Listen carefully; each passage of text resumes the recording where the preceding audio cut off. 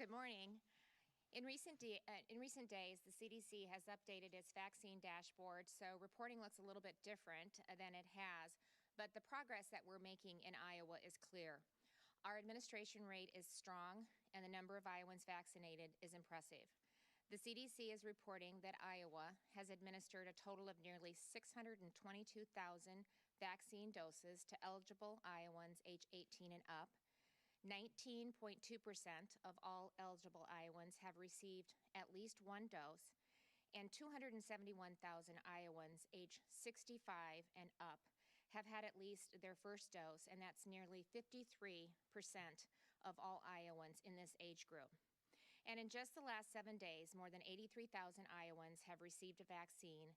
Nearly 64,000 were first doses. Now that vaccine supply is increasing, our administration rates are steady and allocations are provided weeks in advance.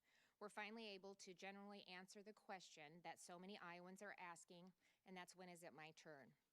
We can now project when eligible populations could reach critical vaccination milestones and when we might expand access to the next priority groups. Next week, we project that 70% of Tier 1 populations will have received at least one dose of vaccine. And this includes our first responders, K-12 teachers and staff, and child care workers. And we estimate that 70% of Iowans age 65 and older will have received their first dose of vaccine by mid-March. So this does allow us to plan ahead for the next eligible groups to start.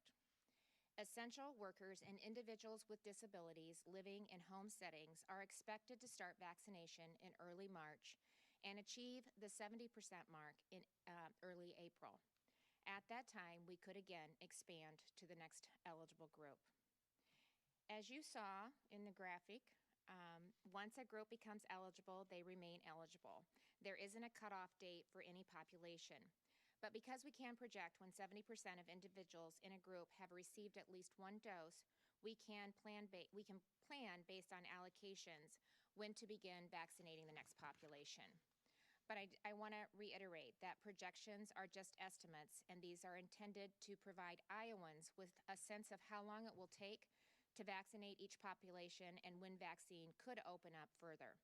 They're not hard dates, and some areas of the state will be able to transition to their next eligible population more quickly than others. So, of course, timelines will vary county by county. Some will need additional time based on the size of their populations, and estimates could change for a variety of other reasons. Just as we experienced last week, even events in other parts of the country can impact vaccine administration in Iowa. On Tuesday, the White House held its weekly COVID-19 briefing for governors and provided an update on vaccine delays resulting from last week's severe weather in some areas of the United States. By the end of last week, shipping delays resulted in 6 million doses being backlogged. So additional shifts were added at distribution points to clear the backlog and ensure that this week's supply was moved as quickly as possible.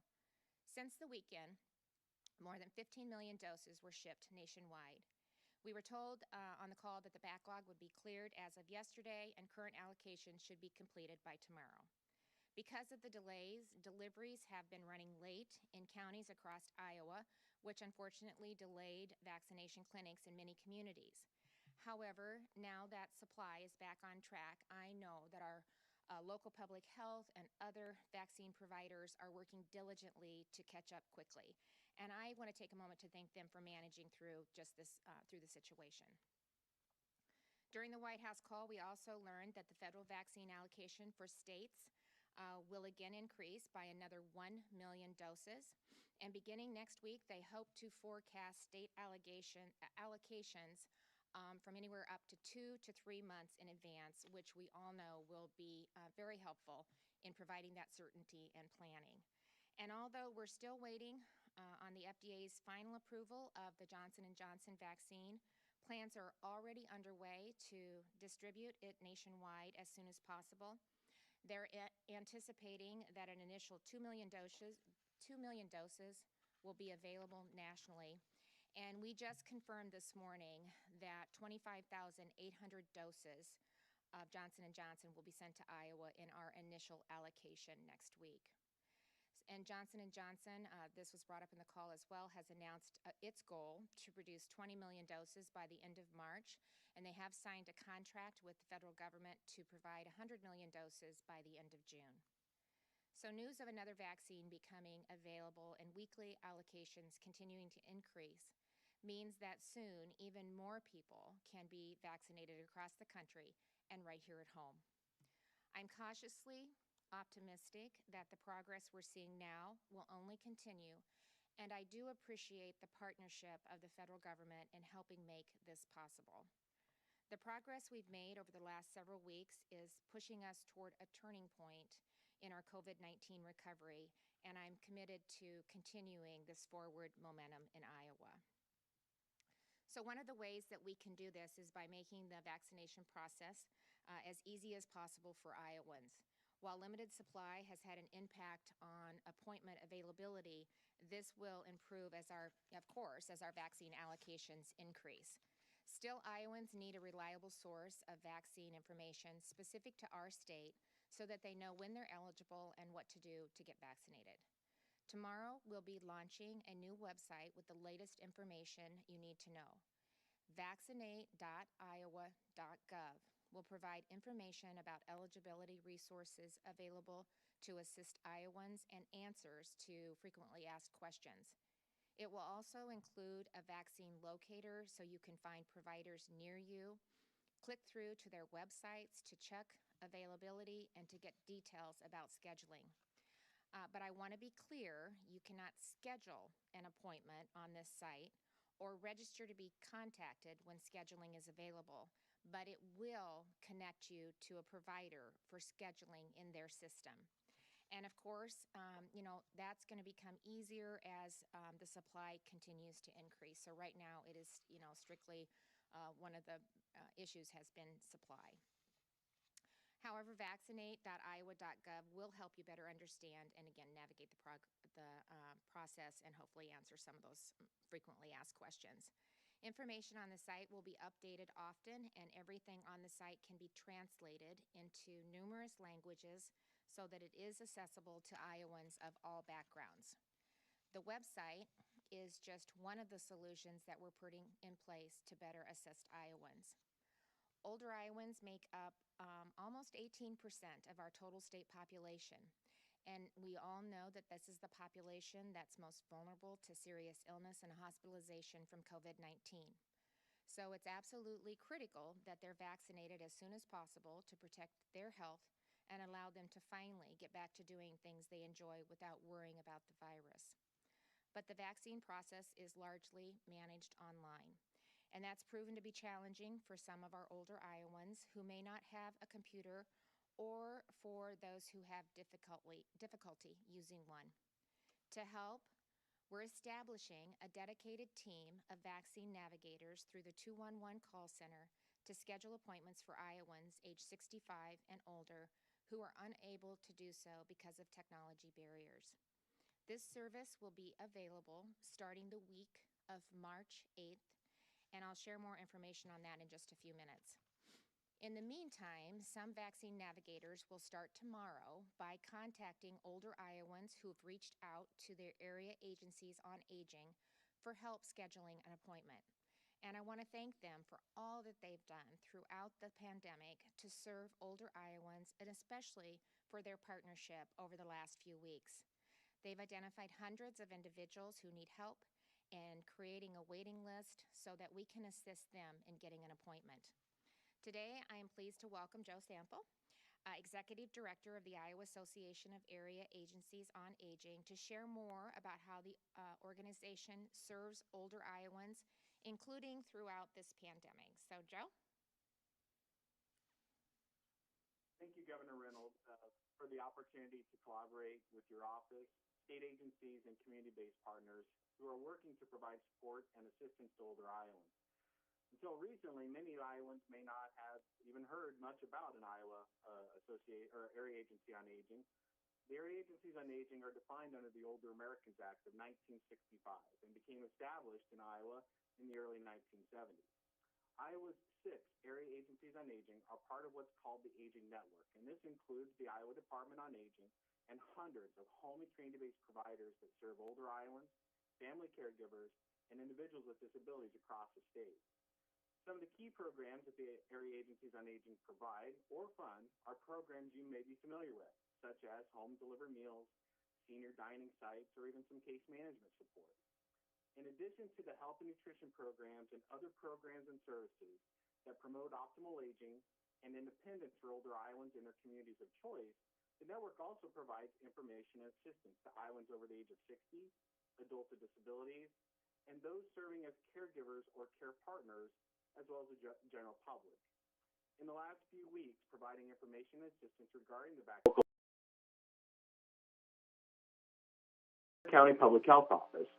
As our information and assistance specialists learn more about the needs of the callers, we determine if they have exhausted their options or for vaccination scheduling, and are they technologically disadvantaged related to the devices they're using, available broadband, or even just the skills in using those technologies.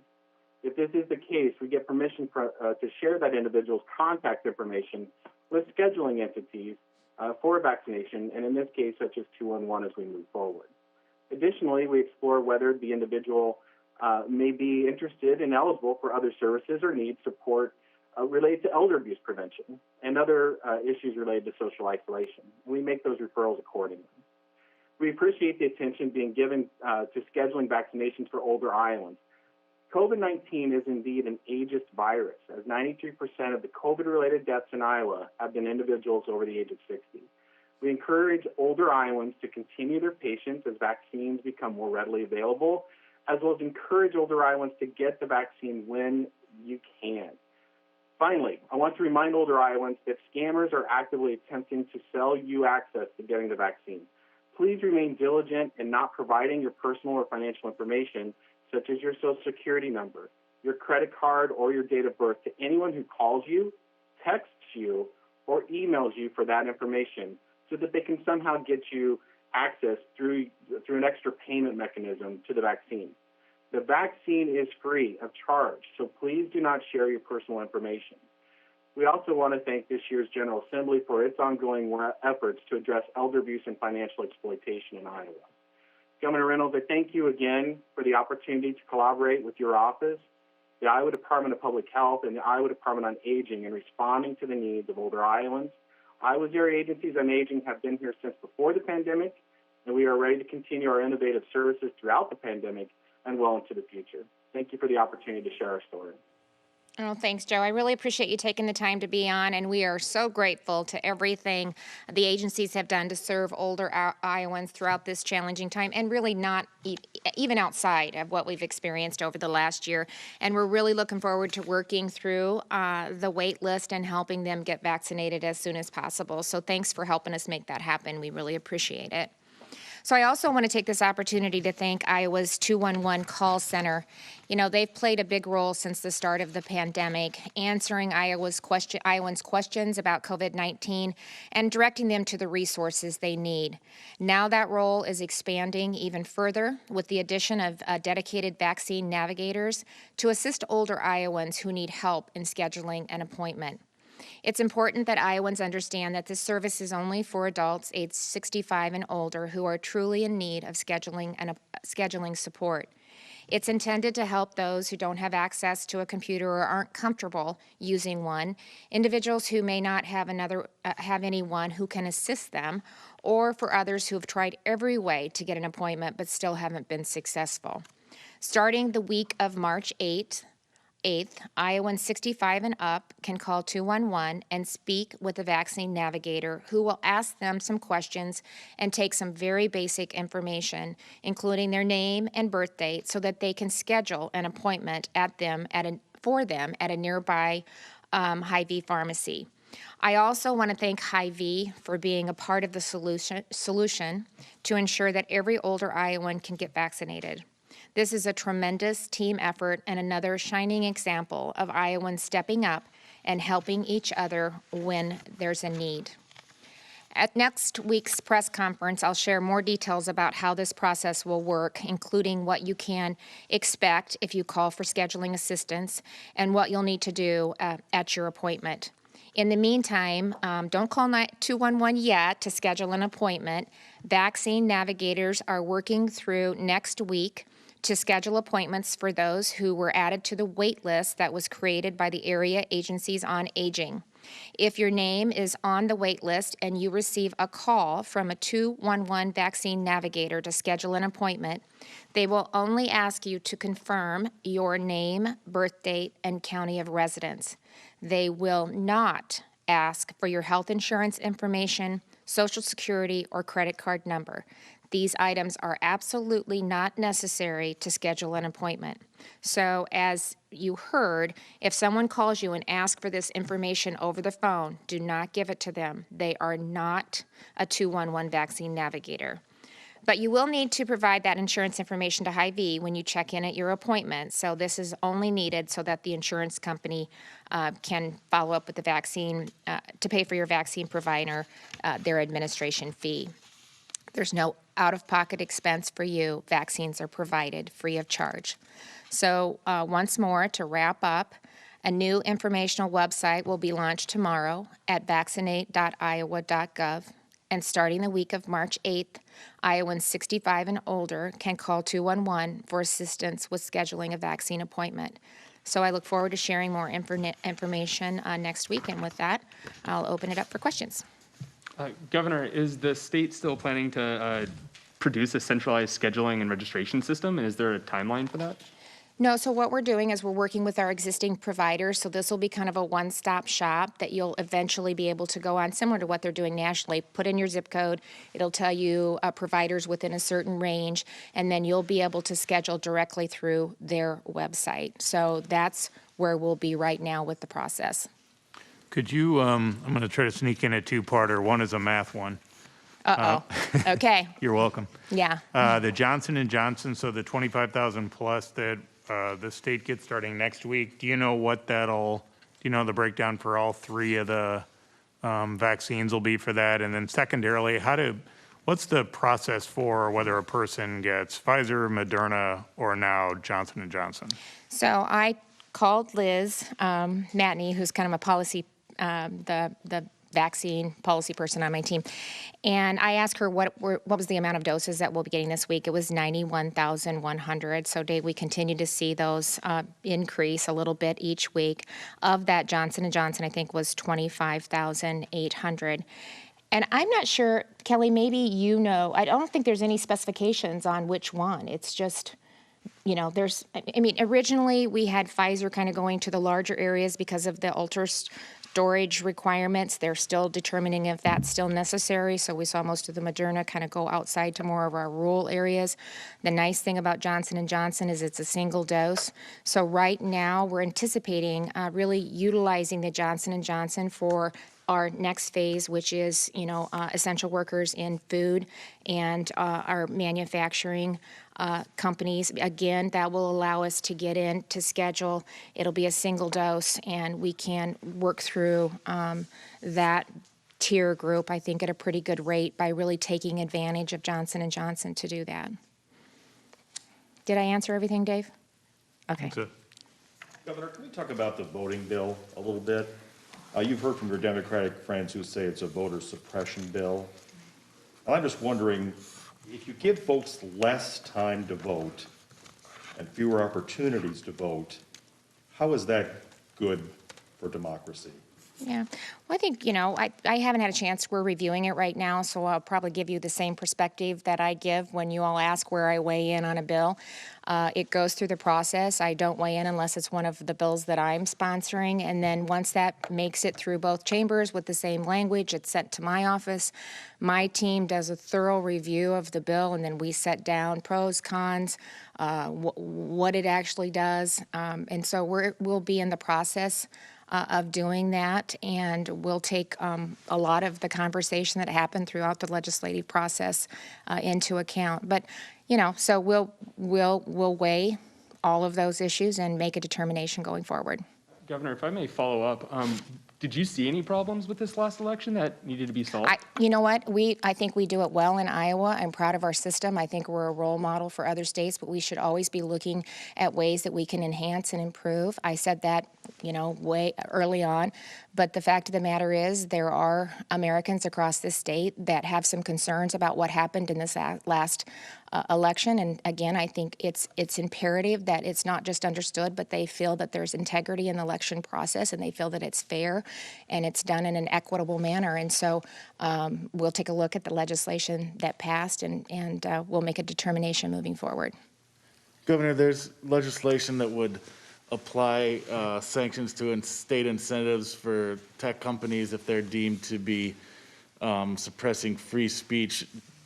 Not asking about that bill maybe specifically, but more broadly, do you have any concern that something like that could be could scare off or be upsetting to a company, including some of those major companies have located here in Iowa in recent years? Yeah, actually, the same comment applies. This is part of the legislative process. The bill has just been filed. Iowans, businesses, tech companies will have an opportunity to weigh in on that bill.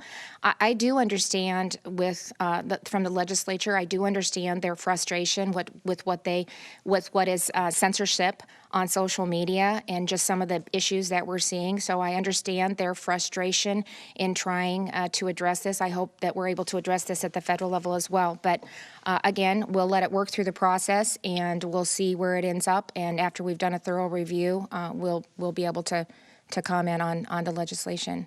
But I do understand their frustration.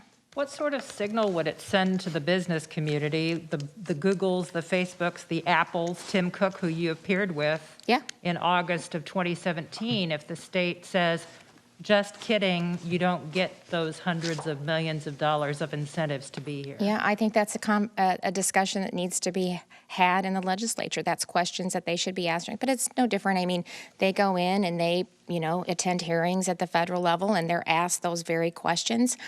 So this is an opportunity through a bill that's been filed to have those conversations, those questions, and to come to some consensus moving forward. And that's what the legislative process is for. Governor, when I checked the CDC site this morning, and I don't know if this has changed since then, but Iowa was one of 3 states, I think, that had fewer than 5% of the population that had both doses. Is there any reason for that? I mean, is there a lag between the ability to get, the second dose or get both doses into arms in Iowa? Yeah, I don't know if that's accurate, David. I haven't looked at that. There is just a timeline from when you receive the first dose, when you're supposed to get the second dose. So, Kelly, I don't know if you have any additional information on that. I'm not aware of that. Before when we had looked, we were actually up at the top for the allocation of second doses. So I would have to check on that, and I'll have my team get back to you. But has not been the case, when I looked before, but I didn't check this morning. And here's the deal. They are changing the way that they're displaying the information, and that is a result of governors being so frustrated with the way that they were presenting the numbers, and it wasn't accurate because we didn't have any control over the long-term care partnership. We don't have any control over the retail partnership, those numbers coming in and when they're allocated, as well as the FQHC. Those numbers are outside of our control as well. And so with the long-term care partnership, we had them setting on some unused vaccines, and that was going into the overall projection, and we had absolutely no say or insight into that data. And so call after call, we ask for them to change what that looked like. And to their credit, they did. But it's still, I think, going to need some work. And so we'll continue to work on that and take a look at it, and I'll have somebody follow up with you. Thank you. How big do you think, I think you said 91,000 here, how big in your mind do we need to get for a weekly guaranteed supply where you see us potentially doing what some other states are doing, where they kind of bring in the guard or use some other assistance, but do these mass sites maybe through Test Iowa or whatever where you're really shuttling them through quickly? Yeah. Do you see that happening? It's a numbers game right now. I mean, I appreciate them wanting to send FEMA in and help. If they want to bring the vaccines with them, we're all about that. But right now we're a rural state, and so as we see our numbers increase, we're already reaching out to a lot of our private sector partners, some of our communities, to talk about how we can stand up some mass vaccination clinics. UIHC was able to get to 2,000 a day. I think you'll start to see more of that. We had some additional doses come in that we're going to allocate to 3 counties, actually Scott, Pott, and Cerro Gordo, for them to do something similar to what you're talking about, Dave. So it's an incentive for other counties. You know, if you can get it through and get them scheduled and get them administered, as we see new doses come in, we want to help be a partner in that, and we want to help facilitate that. And so I think, you know, as we see the doses come in and as we do the projections like we're doing now, kind of working through 70% at this point, 70% of essential workers mid-April, we're going to have a better understanding of what that looks like. And if, you know, I don't want to overpromise because, again, things are always subject to change, but right now the projections of additional vaccines and Pfizer being able to ramp up, Johnson & Johnson, you know, I'm optimistic that that's going to really, you know, change. March is going to be a big month, and I think April probably even bigger. So things are going to change, I think, potentially relatively quick. And, you know, just to put that in perspective, it's only been 2.5 months since we've had the vaccines, and it's not even been a year yet since we had our first cases in Iowa. March 8th is when we had our first 3 cases. So I think sometimes we need to step back and just really think about that. It's not even been a year, but yet we've been vaccinating Iowans for 2.5 months, and we have 53% of 65-year-olds and older that have received their first vaccine, 18% of all eligible Iowans 18 and up. So, you know, we're really starting to see a change, and I'm hopeful. Thank you.